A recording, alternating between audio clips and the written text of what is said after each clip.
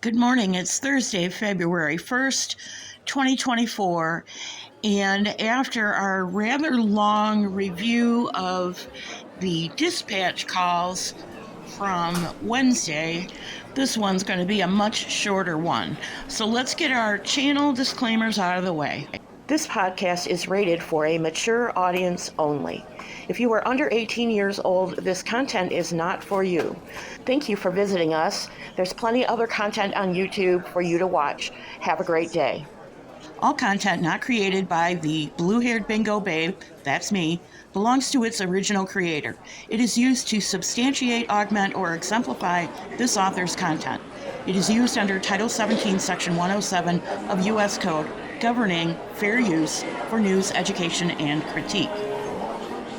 If you're new here or you just happen to get this in your random feed, this is a series looking at the case of Summer Wells, a missing child from Hawkins County, Tennessee, in the context of how characters represent situations and human behavior from literature. There's a way that characters are written and portrayed, and we're looking at that using the people that we know about in the Summer Wells case. If you're familiar with Summer Wells' story, then we have just finished listening to an extended version of the dispatch calls to law enforcement and emergency search and rescue on Wednesday. That would have been yesterday.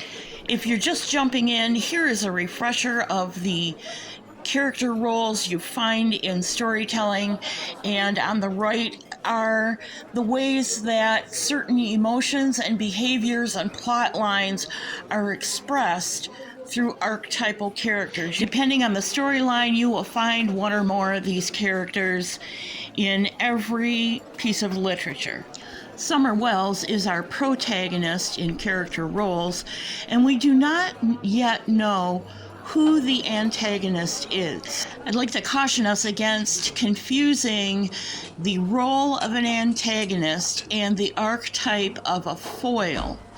So the antagonist is the villain. The antagonist is the bad guy. And that's, for our purposes in the Summer Wells story, the person directly responsible for whatever we will eventually know about what happened to Summer Wells. The foil, on the other hand, is a character that we are unsure what their motives are.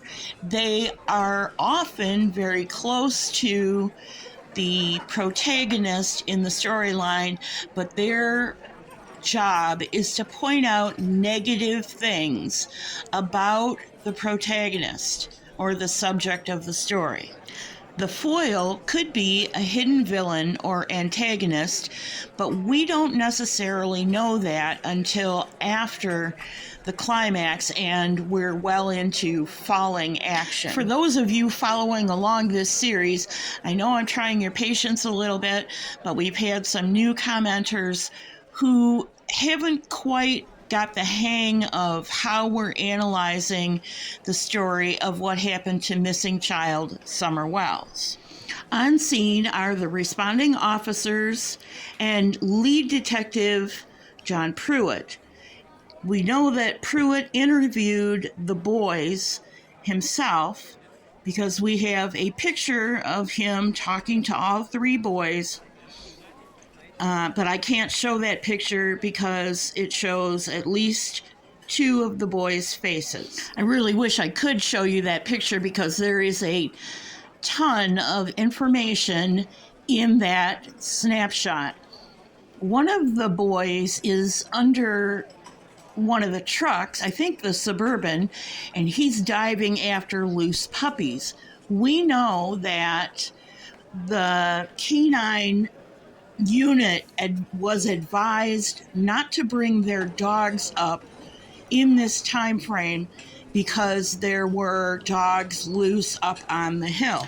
One of the boys in that picture is a lot less engaged with Pruitt and one of the boys is actively engaged with Pruitt, looking him straight in the eye with what I can only describe as an enthusiastic or helpful demeanor. And again, this is only a snapshot, but there's a ton of information in it. We also know that Candace Bly was being interviewed by the responding officers, possibly the lead detective as well. Candy Harrer and Don by now has arrived. In our tertiary characters, we know that the Bernard children were home with their mother, Jody Sue Brown, and by now Andy Bernard also has arrived. A checkpoint has been set up at the junction of Beach Creek and Ben Hill, and Fred and Laura have to stop at that checkpoint when they also arrive to confirm that they actually live there. I want to go back to Jody Sue Brown for a moment because something in the last 2 or 3 days has come out that she has said. For 2.5 years, she has talked about her and her children being in the cabin during the afternoon and being pretty loud. And they've noticed or heard noises. They went out to investigate and so on and so forth. She has always denied that Andy Bernard was on Ben Hill Road in the 3 to 3:30 hour where Fred Hill has put him. She now says 2 years, 7 months, and 13 or 14 days later that she heard Fred Hill's truck leaving.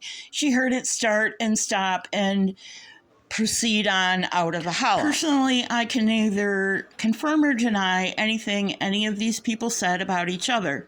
I can only tell you what they've said. So on that data point, one is correct and one is not. Duly noted.